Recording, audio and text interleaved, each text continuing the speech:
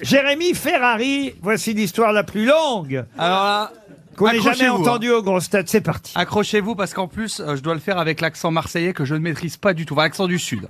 Alors, c'est un brave curé de campagne en Provence qui parle, d'accord? Donc avec l'accent du sud. Oh monsieur, si vous saviez comme il est beau mon petit village, vous ne le connaissiez pas parce qu'il n'est pas indiqué sur les grandes cartes. À peine sur les cartes d'état-major. Loin de la nationale, loin même de la départementale, un petit chemin vicinal serpente jusqu'au vieux pont du village sous lequel, à Languy, coule la Rave, une modeste rivière.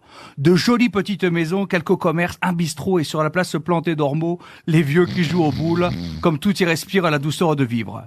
Et mon église, mon Dieu, qu'elle est belle. Mon église, si vous saviez, c'est une église du XVe siècle avec des vitraux magnifiques. Quand le soleil se lève le matin, une boule de feu éclaire la nef. Et le soir, quand il se couche, je m'agenouille près de l'autel et je sais alors que le Christ est là, qui m'entend. Ah, je m'en occupe de mon église. Deuxième page. Ah, je m'en église de mon église. Je la bichonne. Vous pouvez me croire.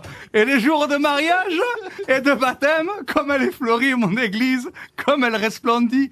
Et les jours d'enterrement, quel recueillement, quelle sérénité en ce lieu. Ah, pour ça, je l'entretiens bien, mon église. Et mes paroissiens, bonne mère, quelle chance d'avoir des paroissiens pareils. Chaque jour, ils sont 300, 350 sur les 500 qui comptent le village, à se presser à la messe du matin. L'été, quand les jours sont longs, je pars de bon matin pour voir, on dirait une chanson de Francis Cabret. L'été, quand les jours sont longs, je pars de bon matin pour voir le soleil se lever sur la garrigue. Et sur les montagnes au loin. Pas une âme qui vive, seuls les animaux qui me connaissent bien et qui m'aiment. Attention, dialogue avec les animaux. Bonjour la peigne. Bonjour. Bonjour monsieur le curé. Bonjour le marcassin. Bonjour.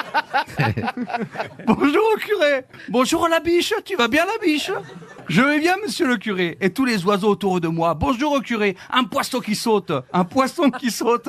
Bonjour au curé. Je les connais tous. Je ramasse des marguerites, des chenettes, du mimosa, de la lavande sauvage et j'en fleuris mon église pour qu'elle embaume. Je cueille aussi des plantes, du basilic, du serpolet, du thym, du laurier. Quelle merveille. Ah, quelle beauté. Or, un certain matin, que je cueillais de jolies fleurs, que vis-je sous une touffe de lavande? Une petite grenouille. Mon Dieu, comme elle était belle, cette petite grenouille. Je tendis la main pour la ramasser. Elle était si belle avec son ventre blanc nacré, ses yeux émeraudes qui me regardaient, son dos presque bleuâtre, avec des pointes d'or sur les doigts, de chaque patte un vrai bijou de Fabergé. Oh mon Dieu, comme votre création est belle, comme vous faites de belles choses, me dis-je. Monsieur le curé, c'était la petite grenouille. Abasourdi, je m'écrie, mais grenouille, tu parles? Monsieur le curé, je ne suis pas une grenouille. Comment? Curé, je te dis, je ne suis pas une grenouille. Mais qui es-tu alors? Un joli petit garçon. Mon Dieu, mais que fais-tu dans la peau d'une grenouille?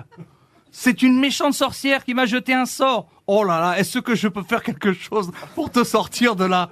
Eh bien, la sorcière m'a dit que si un gentil monsieur me mettait dans un lit bien chaud, je reviendrais un jour en joli petit garçon. Et voici, monsieur le juge, pourquoi je me trouve aujourd'hui devant vous.